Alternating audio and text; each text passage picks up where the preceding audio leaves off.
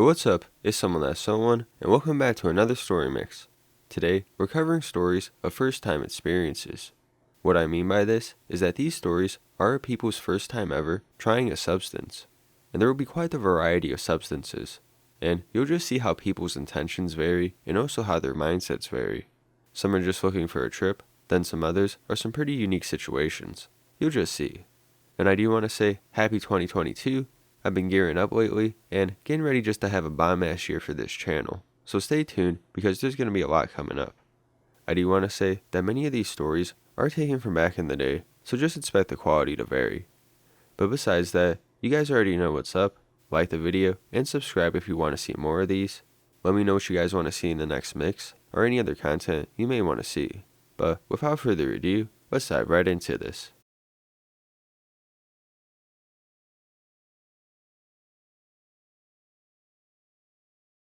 First time, heaven on paper.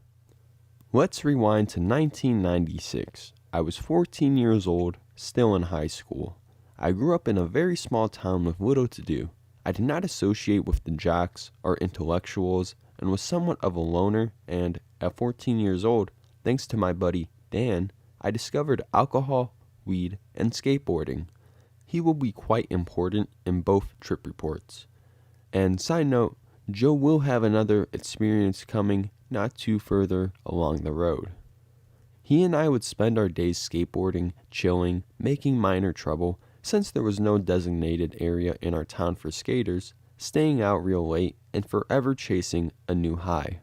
Then, one night, mid-November 1996, at a local party, a guy, we'll call him Mark, started talking to us about this small piece of red and white paper which would give us the high of our lives.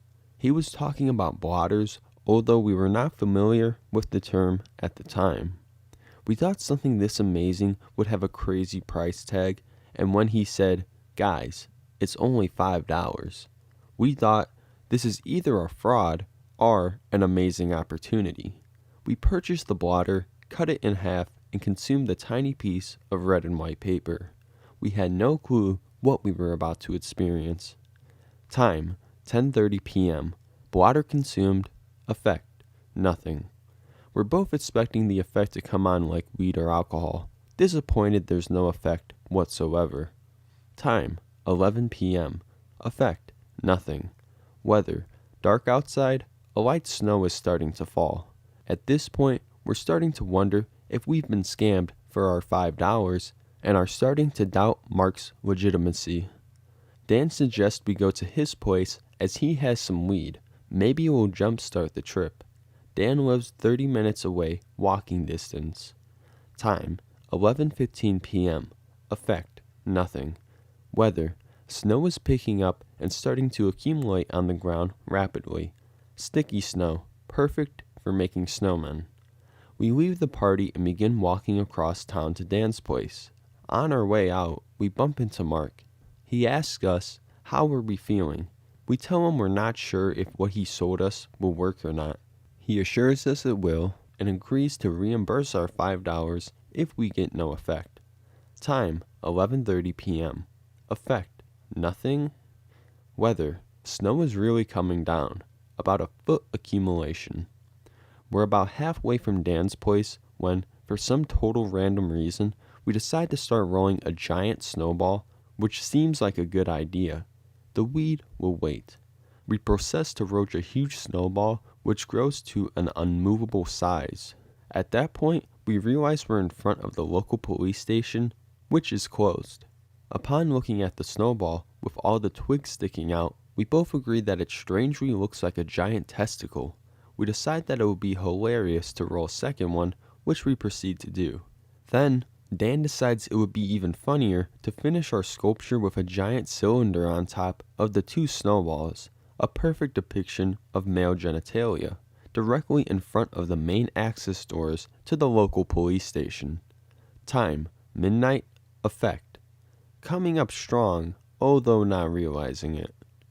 We're so focused on our masterpiece that when we're finally finished, we run away thinking we've been spotted and hide behind a sidewalk ledge about 50 feet away. At that point, the snow is really coming down.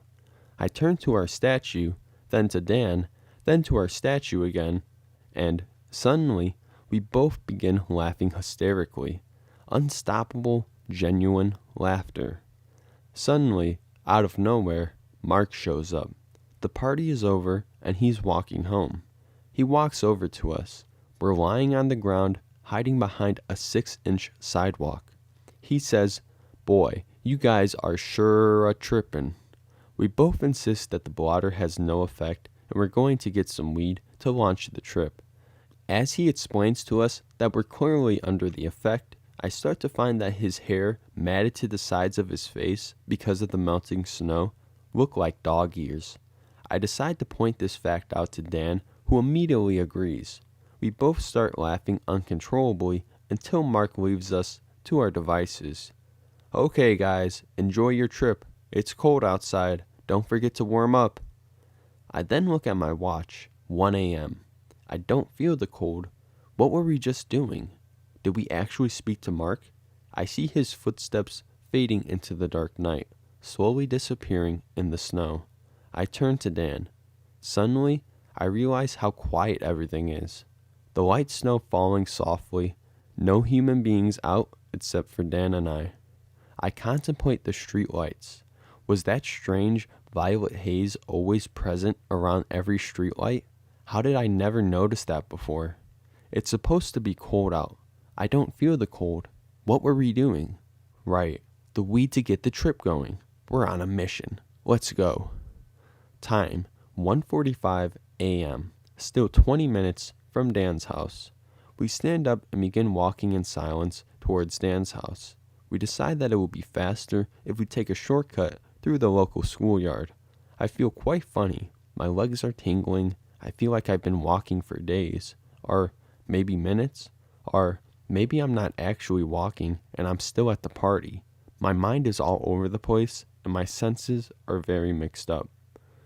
All of this going on in my head, we are halfway through the schoolyard and suddenly a jolt of electricity goes through my body.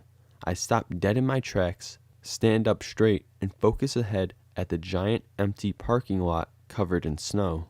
As clear as day, I see a 2-foot undulation coming towards me. I feel it pass under me, then another, and another, as waves roll in at the beach. The sight and sensation is so incredible, I lose my breath. I turn to Dan and explain what's happening. He's seeing it too. We start looking at the bare trees that outline the parking lot. In their bare branches, there are thousands of complex, geometric patterns that look like glow-in-the-dark purple spider webs.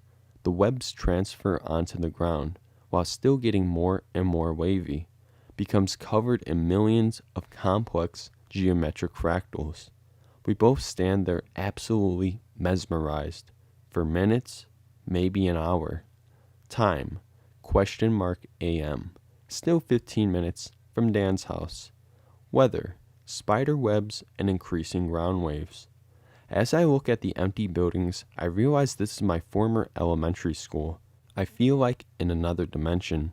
Childhood me is currently in the school taking classes and worrying about things I worried about as a 6-year-old. I tell my young self everything is going to be okay. As I stare at the windows of the building, I suddenly notice each window looks like there's someone staring out back at me. Not a person, just a shadow. There are at least 1 or 2 per window. I feel like they're not mean, just curious. They want to know what we're doing. We should be inside at this time, in this weather. We decide to press on. Time, a.m. Still 10 minutes from Dan's house. As we get to the end of the parking lot, we enter the school playground. At this point, I can't even explain what these strange contraptions looked like to me. Everything was breathing and expanding and retracting. Solids looked liquid. Liquids looked solid. Snow looked like dust. Colors no longer existed. Everything was painted in various shades of orange, gray, and red. And the playground equipment, such craftsmanship, so much attention to detail. The swing set reminded me of a relic from a past time. Egypt, maybe? Ancient Greece? The chains holding the swing up were like magic. Who invented this? I was in awe at the visuals and the confusing mix of physical, visual, and auditory sensations. At that point, I knew Dan was also there, but I could not communicate with him verbally. I felt he had to live his own version of this new world, discover it on his own terms. We still thought that the trip had not started, and we needed to get to Dan's place. Why? Not sure, don't remember, but I think we need to go. Press on. Me to Dan. Mark said he'll reimburse us if this doesn't work, right? Yeah, Dan replied. Time, AM. Unknown minutes from Dan's house. We're now on Dan's street. I suddenly realize I'm not ready to deal with the indoors. I felt quite content outside, connected with the vastness of the stretching, wavy, snow-covered roads. Each streetlight providing a small cone of light that leaves the bulb and expands as it reaches for the ground. I felt safe under the streetlights. The areas between each light seems dark, not menacing, but two different worlds, so close to one another, yet so different. I also felt the streetlight provided warmth. I could literally feel the warmth from the light when I walked underneath it. It was a genuine physical sensation. As we arrived at Dan's house, we decided to roll another snowball. This time, it was one giant snowball, at least 5 or 6 feet high. Once we could no longer move it, we were starting to feel cold again and decided it was time to enter the house. As soon as I entered, the visuals completely took off. I painstakingly read the clock on the microwave. Time, 5:15 a.m. in Dan's house. I couldn't believe it was past 5 a.m. As I made it to Dan's room, I was hit with intense visuals, moving colors and patterns in the dark. It was intense, amazing, mesmerizing. Dan said he was thirsty, asked if I wanted water. Absolutely. Dan was an artist and his sketches were all over his walls. As I waited in his room, I marveled at his art. All his pencil sketches were in high definition, in color, and alive. It was absolutely incredible. Soon Dan returned with 2 glasses, one filled with crème de menthe and the other white wine. I found this to be a very odd combination, but was thirsty and I wanted to lie down and try to get some sleep. Time, 6 a.m., lights out. Exhausted, I drifted off with the most amazing closed-eye visuals. I saw cartoons, friends, drawings, and entities made up out of thin air. Time, 11 a.m., awake. I woke up feeling slightly tired, slightly intoxicated. If I could focus intently on a white wall, I could perceive some stretching movement. This would last several days. Most importantly, I had discovered something amazing. I couldn't wait to get my hands on another one. And we never did smoke that weed.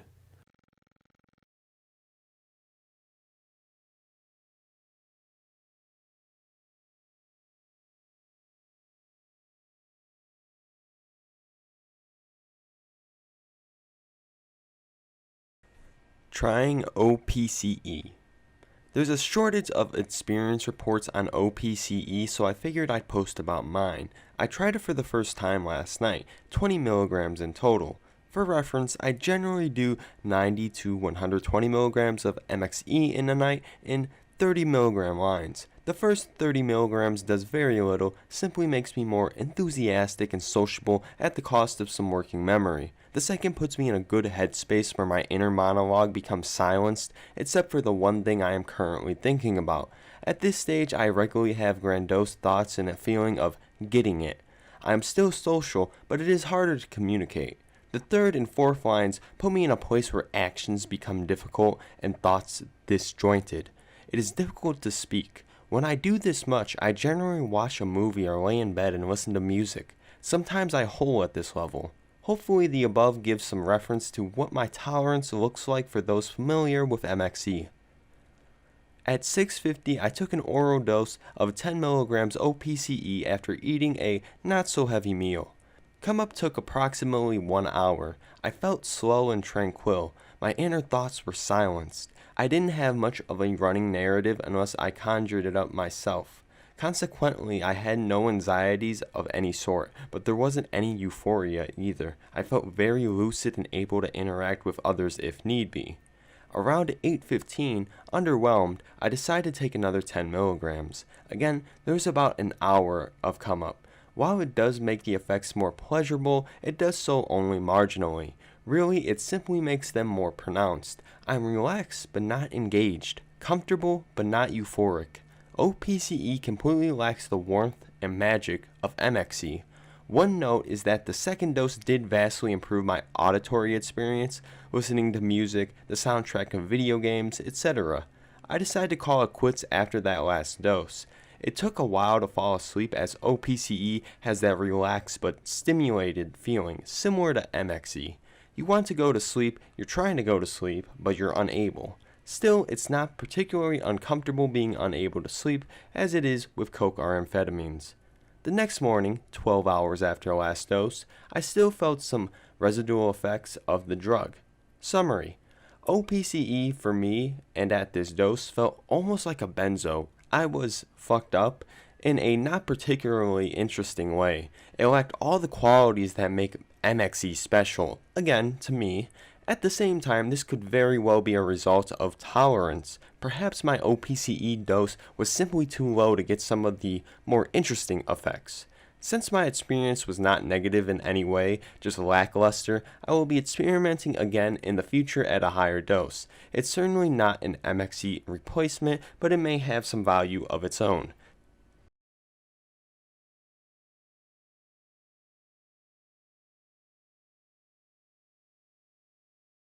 First dance with Lucy. This trip occurred on a Friday from 4 p.m. to 4 a.m. I love acid. Lucy is amazing, beautiful, heartbreakingly benevolent, and equally powerful. Albert motherfucking Hoffman came with a true slice of cosmic beauty on his 25th try. A chemical that was created by serendipity that started a revolution. This molecule has been the object of my search for years upon years. So many times the quest for LSD has led to tales of scandalous individuals ripping us off. So many times LSD is fake or not there at all. Some shady shit had gone down, my friend. However, finally, serendipitously, go figure, and randomly, my friend Robbie calls an old comrade of his, one who was known to dabble in DXM. See, my friend Robbie and I have recently came across a fair portion of DXM powder. The call was not about acid, it was about DXM business. But soon the talk of the illustrious chemical came up, as it always does. It just so happened we were in luck, and man, were we in luck. My friend gets the credit. He did the work, he got the acid, and he hooked me up. I went to pick it up from his place at around maybe 2 or 3, and it surprised me with its appearance. It was a small thin white strip of paper, with no perforation.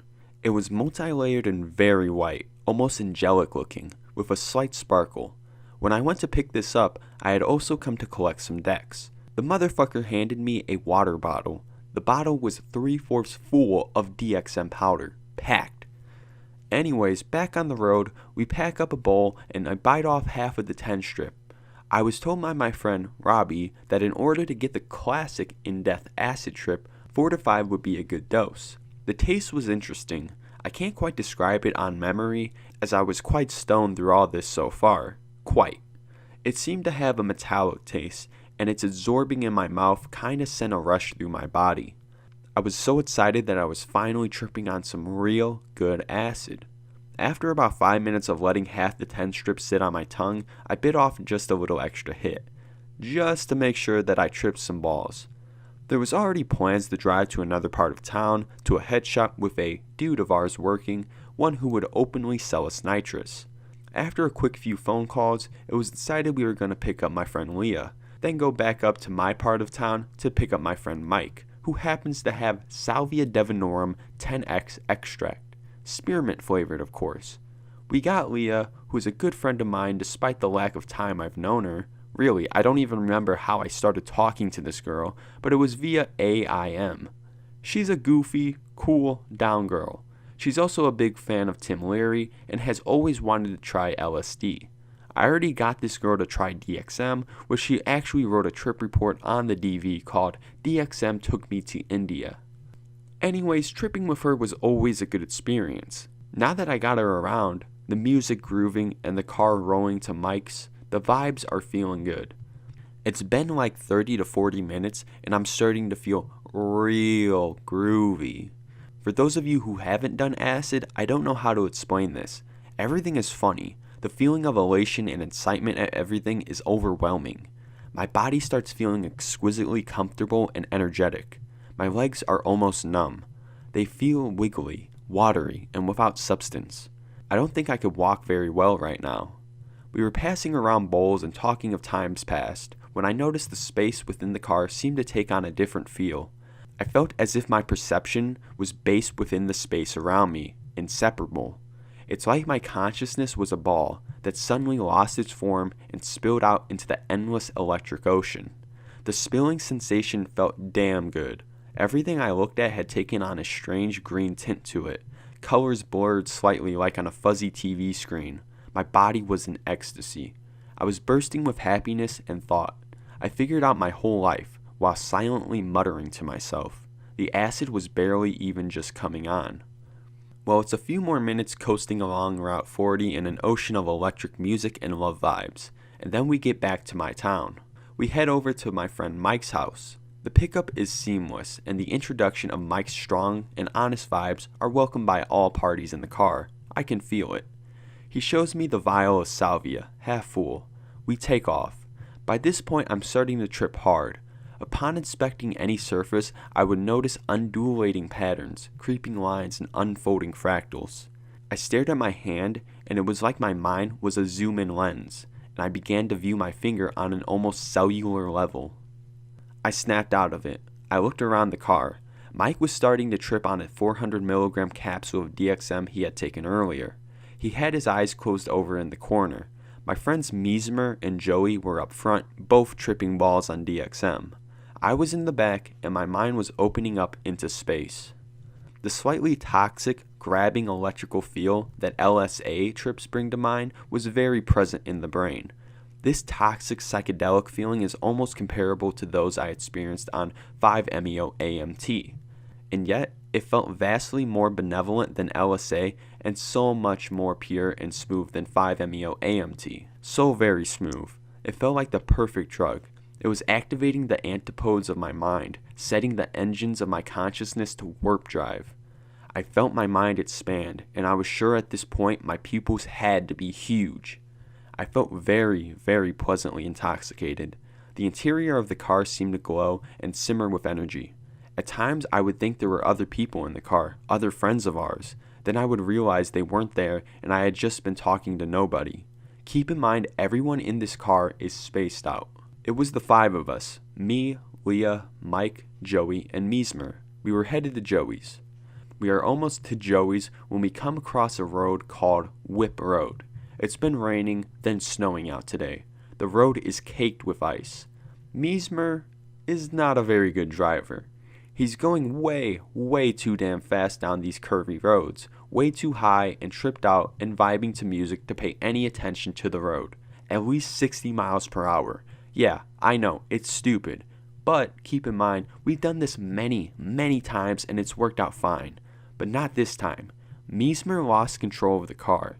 He began to drift his shitty little Geo Metro.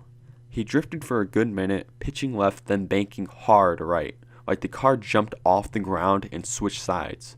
After bouncing at insane speeds down an icy road, control completely lost, we slid off the road and smashed into a large bush. Thank God this wasn't a tree. But this was a hell of a big bush. It completely decimated the side of Mesmer's car. We sat there, dazed, confused. What the fuck just happened? We were all tripping balls. Nobody panics, confusion around. My girl Leah turns to me and says, "Alex, we are just got in a car wreck, and I'm on LSD. Oh, Alex." I look at her and say something consoling like, "Yeah, well, don't worry about it." We get out of the car. Mike's door was destroyed. The window was knocked out and the door is dented in completely. The driver's side window was also knocked off, laying stranded 20 feet off in the background. Mesmer's door was about half dented in, with scrapes covering the rest. Fucked up vibes set in. The car was in a slight ditch on the side of the road, submerged in snow on the left side, and hit a bush. I guess we all presumed we were stuck, so we just stood around for a minute. We decide to try and get out on our own, and Mesmer gets in the car. He starts it, and with a little bit of gas, it immediately bolts out of position into the road. Mesmer almost hits another car, again. Sighs of relief and exasperated looks all around. I can't tell you how good it felt to be on the road again, knowing we wouldn't have to deal with the cops and parents. At least, not now. About 10 minutes later, we are laughing and arriving at Joey's apartment complex. We walk into Joey's apartment building and begin the ascent up the stairs to his third-level apartment. The trip upstairs was slow and laborious, as we were all tripping mad balls and shaken from the car wreck. The usually white walls in the building seemed very green to me. The patterns on the carpet were expanding and melting into one another. When we get to Joey's apartment, we go straight to his room. This is the ultimate trip room.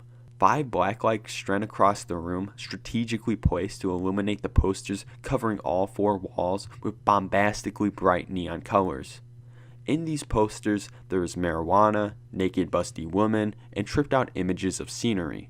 There is a very nice sound system that is already playing Another Brick in the Wall of The Wall CD. If you don't know who that is by, I would kick you in your balls. The posters look real nice. Me and Leah sit down on the bed and she snuggles up close to me. Her warmth is very welcome on this cold day. She tells me she's tripping really hard and is kind of scared. So I hold her and just sit there with her for a minute, staring at a poster of an extremely gorgeous naked woman lying next to a gigantic joint in a bed of satin. I started imagining myself being there with Leah, her being naked. I closed my eyes and my imagination and the LSD brought the scene to life around me. But that wasn't all Dear Lucy showed me. Suddenly, the vivid closed eyes scene was blasted to nothing. I was in space. I felt very cold, and I looked to my left. I could see Leah's love energy beaming with light and warmth. It was scintillating all up and down my body. It was almost fiery. It was so warm. I could hear her thoughts in my mind. I think she told me she loved me, but I was unsure, so I didn't respond. But I merely reciprocated her love, in the middle of space, stoically. I feel incredibly strong and powerful. I love myself, I love Leah, and I love Lucy. We just floated there in our own space, listening to Pink Floyd for what seemed like not hours, not days, but a lifetime. Now I know why they call Pink Floyd space rock. Damn! I open my eyes. Leah is sitting there staring at me with love in her eyes. I look at her, my heart melting at the beauty and fiery innocence of this girl. I really don't know why she hangs around with me. Sometimes I'm just a straight up dick to her. But I think she sees through me. Right now, it felt like she quite literally did. I felt an intense mental and emotional connection to her.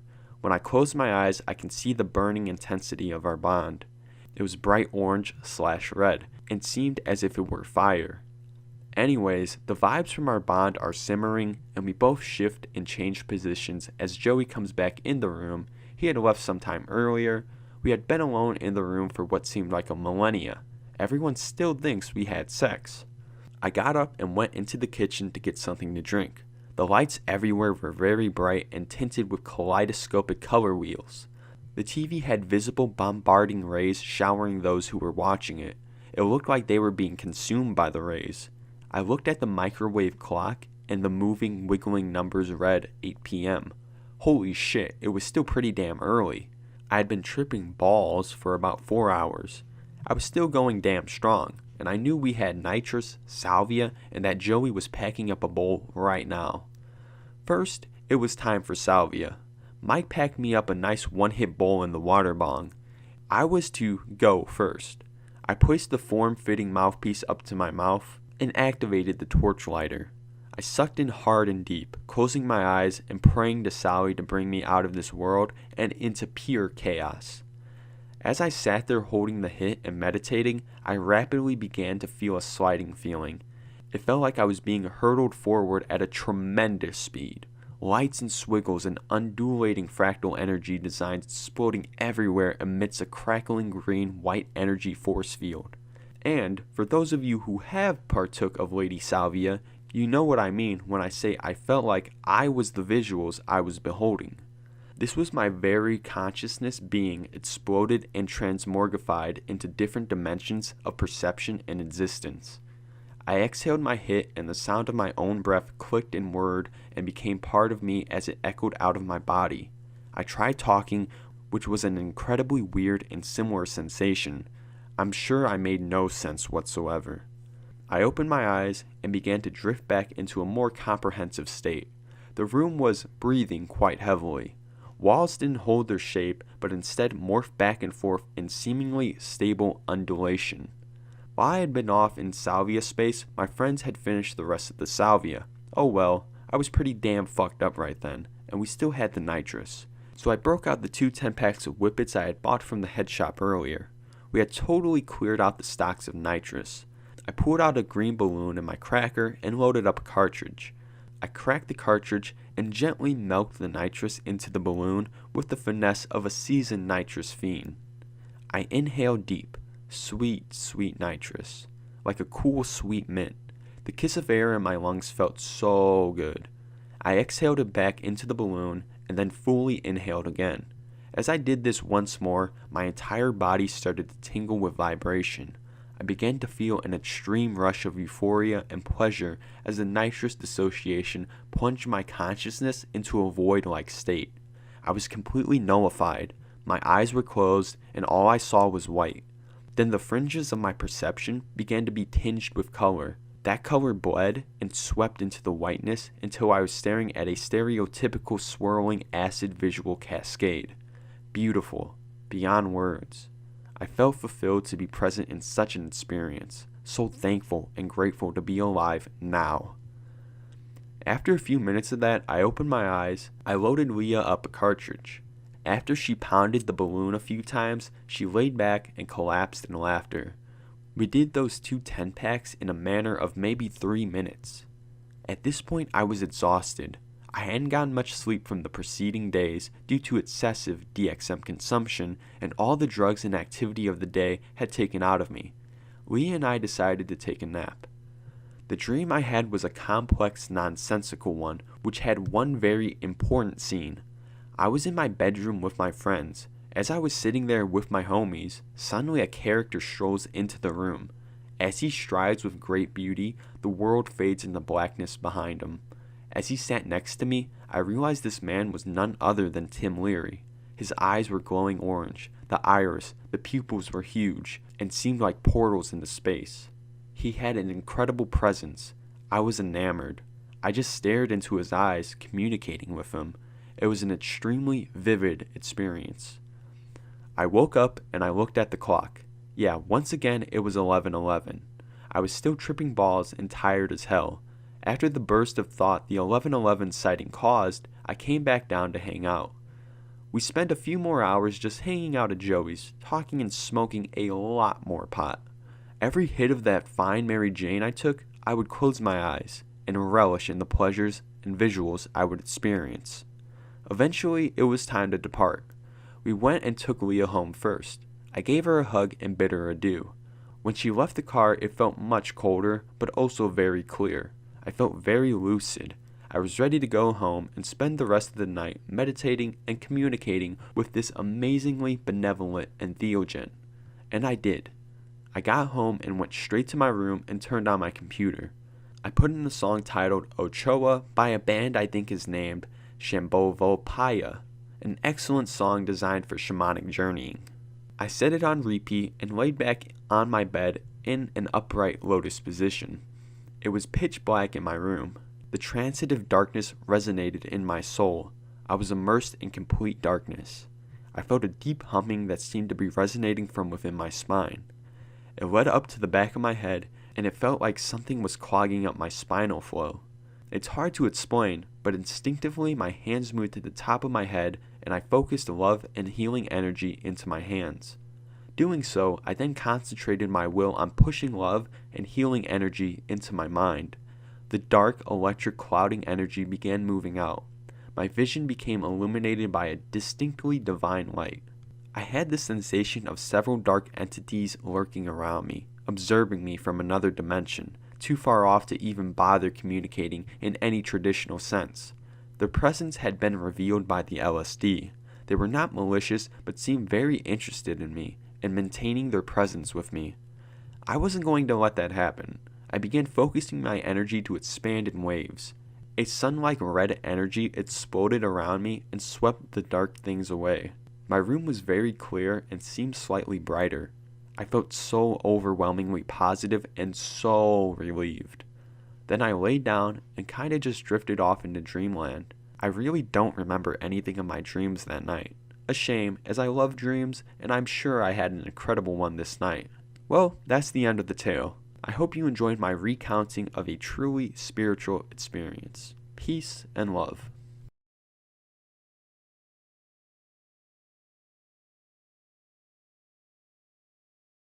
First, hi. Let me begin by saying that I have never abused any substance. I have never even been drunk before. When summer started a few weeks ago, I found myself extremely bored each day. I had almost nothing to do but sit around the house. After reading several pages on illegal highs, I decided to try some type of drug. My first choice was Dextromethorphan because of its popularity, but since my parents make me take antidepressants, I fear I would suffer from serotonin syndrome if I took DXM. After researching alternatives, I found out that you could achieve a high from normal everyday Benadryl. Lucky for me, I had some Benadryl in my home. Day 1. One night my parents went out for dinner and I was left with just me and my brother in the house. This was the perfect time to experiment with this drug. To be safe, I told my brother what I was doing and how much Benadryl I was going to take that night. I took 8 pills, which is 200 milligrams of diphenhydramine, the active ingredient. I waited an hour before I felt any effects. It made me feel like my body was heavy, as if gravity had increased. 4 hours after I took the pills, I went to bed without feeling any more effects that night. Day 2. Disappointed, I concluded that I simply had not taken enough. Since I had 14 pills left, I decided to take the rest of them. At around 10 p.m., I took the remaining 14 pills, 350 milligrams, with a glass of water. Since the effects wouldn't come till later, I took a shower. After the 15-minute shower, I ate a brownie and got on the computer. About 45 minutes after ingesting the pills, I could feel the effects coming on. Once again, my body felt heavy, but it was more intense than the previous night. I left the computer and headed to my room. I lay down on my bed and waited for more effects. After several minutes, I heard my friend Ryan calling out for me from my left, "You forgot your books." I turned to the direction the voice came from and said, "What are you talking about?" That's when I realized that the drugs were working. I heard several other voices say things to me. I heard my name called several times, and each time I would reply, "Yes?" After a while, I left my bed and returned to the computer. I went on Messenger to talk to my friends. I couldn't keep focused on the conversations, and while chatting with people, I would start typing nonsense. I don't remember what I said to this one kid, but it was something like, "Did you keep a watch on your Clorox?" After I sent it, I realized that it made no sense whatsoever. After several minutes on the computer, I noticed that I couldn't read the screen. My vision had become very blurry, and I had so much difficulty reading that I had to leave the computer. I went back to my bed, where I laid for a while. I don't remember how long. I wasn't thinking about much, but I know I wasn't sleeping. Every once in a while, I would see a shadow moving out of the corner of my eye, but when I turned towards it, it would disappear. I got back up later that night and headed to my computer again. I had read online that diphenhydramine makes masturbating more fun, so I had to try it. I watched some porn to get me going. Watching the porn was very interesting because it felt just like it did the first time I looked at porn in my life. It was very nostalgic and very enjoyable. After whacking off, I noticed that most of the effects had worn off and my vision was back to normal, so I decided to get to bed around 2 a.m. Day 3. I didn't do any more Diphen this day because I was all out and had no money to buy more. On day 3, I felt very sluggish. I was tired all day, but I couldn't fall asleep. All day I had that feeling I have when I haven't slept in a while. I felt like my body was there, but my mind wasn't. I can't describe it. It wasn't really good nor bad. Day 4. I woke up with a headache this day. I'm still not sure if this is a result of the drug or if something else caused it. This day I felt pretty much the same as I did on day 3 until late afternoon when things seemed to return to normal. Overall, diphenhydramine produced an enjoyable experience that I would love to try again sometime.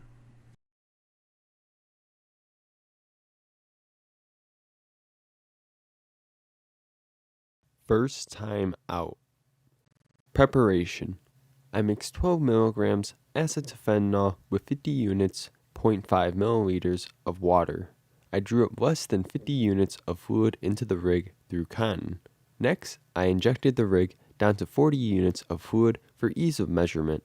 Each 10-unit dose should contain approximately 2.4 milligrams acetylfentanyl. Start. I dosed 10 units of fluid IM. 10 minutes in. I'm not feeling much. I am noticing a slight glow.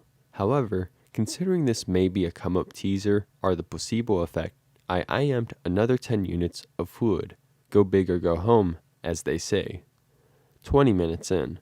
I can feel a slight floaty feeling. It's nothing too strong, but it's noticeable and real. This is not the placebo effect. I'm still feeling the dose anxiety I usually get when doing opiates, but it should go away soon. 25 minutes in. I dosed the next 10 units of fluid IM. 30 minutes in. The first 2 doses should be in full swing now. I'm only barely noticing it.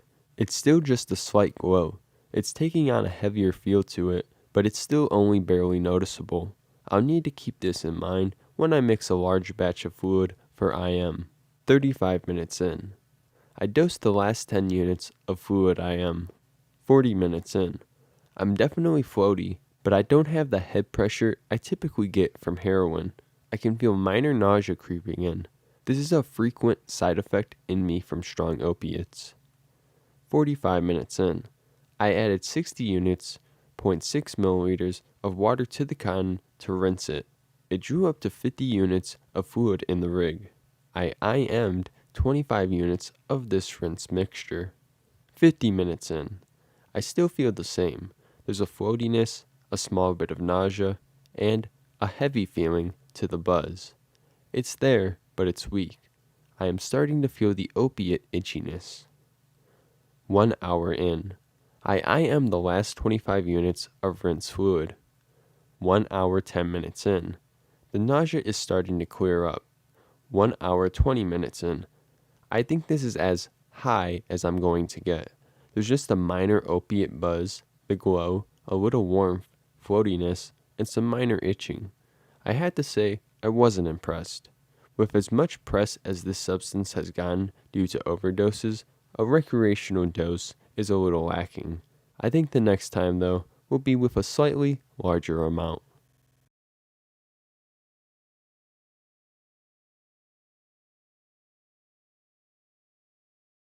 First ever DXM trip. Up to this point, I'm your every 16-year-old high school druggie, smoking pot and drinking liquor, getting wasted, eating a lot, getting in trouble, etc. While smoking, driving around, hanging out with my cousin, he tells me about his weekend and how he found this drug, and it's legal, and it's mind-opening, and pretty much describing it as the best thing ever. So I decided to try it with him. We're sitting on his bed. He keeps telling me how fun it's going to be, and I should be happy. I remember him taking out 3 boxes of Coricidin cough and cold triple C's.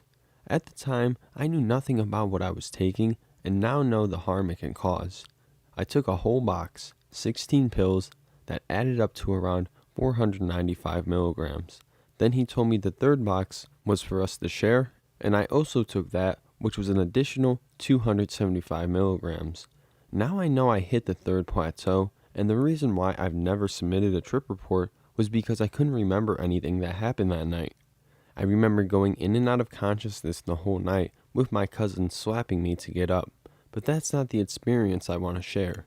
I want to share my first time on pure DXM. After that, I did triple C's about 5 more times, all in 2nd plateau at a flat 495 milligram trip. I did all of that in a span of 1 month. Then I stopped and said, All that drug has to offer is to make me feel light and fast with music euphoria. So I ended my DXM experience and got hooked on the old dumb DPH and have fun experiences. With that though, I only ever had one true hallucination, which was a dog T-posing on me, and that was the first time at 700 milligrams DPH.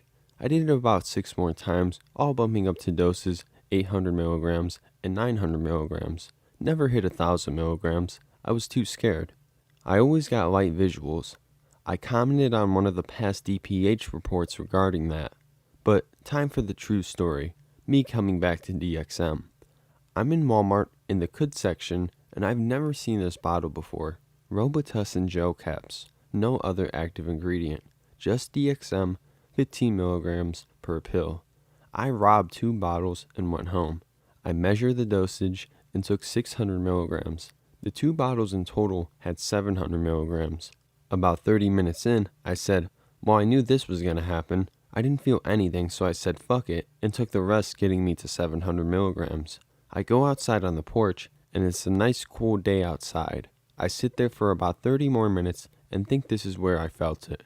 I decided to smoke a bowl while waiting, and after the bowl, I wanted to take a shower so I wouldn't smell like weed. I'm in the bathroom, and I want to use the toilet, and for whatever reason, I get fully naked and sit on the toilet and then put on my camera and start talking to it. I thought I had found the level of humans in this world. I said there were 3 types of people. 1, people that don't do drugs and go to church and praise God and never broke out of their mind. They were sheep, I said. The second type of person was people that do drugs and go to church. I fell under this category. I said these people are the people that end up living the happiest life, having mind-coping experiences and having faith in someone higher. And the third person were drug addicts and how they let drugs consume them and never find true inner happiness. I also went on a 10-minute ramble about how Walmart shouldn't be allowed to sell DXM and wondering how the fuck is this even legal. I remember my head being really hot, and I ran outside after my shower in a tie-dye shirt, screaming outside my porch, "Look at my fucking shirt! Look at this shit! It's beautiful!" referring to the trees. Then I remember going back inside and laying on the couch waiting for my dad to come home for lunch. Laying there, I heard a car pull up, and it was my neighbor. I watched them get out of their car, and 4 equal copies of my neighbor were walking beside each other and phasing into the ground. Eventually my dad got home, and I was still laying on the couch, and the first words he said to me were, "Where's your brother?" I respond, "In his room sleeping. I don't think he may ever get up." After that, I remember feeling normal until about later that night when I smoked some really good weed with my brother. I remember him telling me, "Your eyes are so wide." I just remember everything looking like a cartoon, and their words weren't matching up with how their mouths were moving. I got home, went to bed, and the world looked prettier and more colorful for about 2 days, and I just felt happier with myself. In all, the pure DXM experience was a different feeling. I felt like I was uncovering the meanings of life. Thank you.